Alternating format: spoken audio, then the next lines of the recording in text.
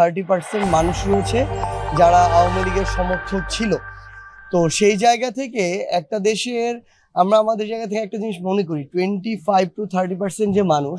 এই মানুষগুলোর মধ্যে যারা যারা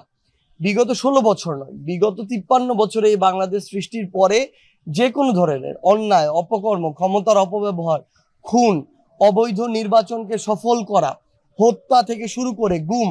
এইরকম যে কোনো অপরাধের সাথে যারা যুক্ত ছিল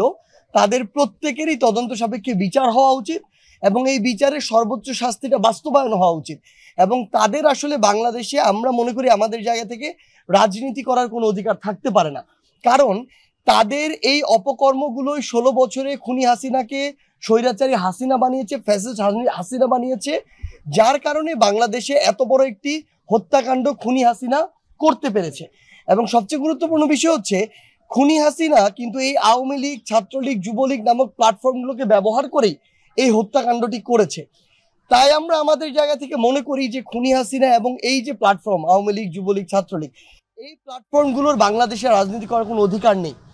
তবে এই যে 25 থেকে 30% মানুষ যারা আওয়ামী লীগে ধরেন নৌকায় ভোট দিত, এখন এর মধ্যে এমন যদি 10 জন মানুষও থাকে যে শুধু ভোটটা দিত, সে কোনোদিন কোনো রকমের এই ধরনের কোনো অপকর্মের সাথে জড়িত ছিল না, তাহলে আমাদের এই জায়গায় শুধু আমাদের কাছে না, আসলে এই প্রশ্ন পুরো বাংলাদেশের মানুষের কাছে, যে তাকে যে অন্যায়টা সে কখনো করেইনি, শুধু একটা ভোট দেওয়ার কারণে এখন যদি সেটা অনুভব করে যে না, হাসিনা আসলে খুনি হাসিনা, তার নির্দেশে এত বড় একটা হত্যাকাণ্ড হয়েছে, সে যে কাজগুলো করেছে এই কাজগুলো ঠিক হয়নি, তার আসলে বিচার প্রক্রিয়া শেষে এই খুনের জন্য তার ফাঁসি হওয়া উচিত। এবং তারা যদি তাদের জায়গা থেকে তাদের ভিতরে এই চিন্তা ভাবনাটা আসে যে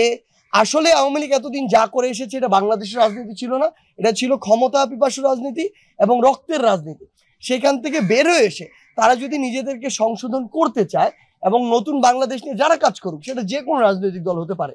তাদের সাথে যদি কাজ করতে চায়, সবচেয়ে বড় কথা হচ্ছে যে এই অন্যায়টা কখনোই করেনি, হয়তো সুযোগ ছিল করেনি, তাকে আমরা একটা অন্যায়ের দায় দিব কিনা। সো এই প্রশ্নটা যতটা না আসিফ মাহমুদের কাছে, যতটা না নাগরিক কমিটির কাছে, তো তার চেয়ে বেশি হচ্ছে বাংলাদেশের মানুষের কাছে। সো আমরা আমাদের জায়গা থেকে মনে করি বাংলাদেশের মানুষের কাছে আপনারা গিয়ে এই পারসেপশনটা নিয়ে আসুন যে যারা কখনো কোনো অপকর্মের সাথে জড়িত ছিল না, যে কোনো কারণে তাদেরকে আমরা এই অপকর্মের দায়গুলো দিব কিনা।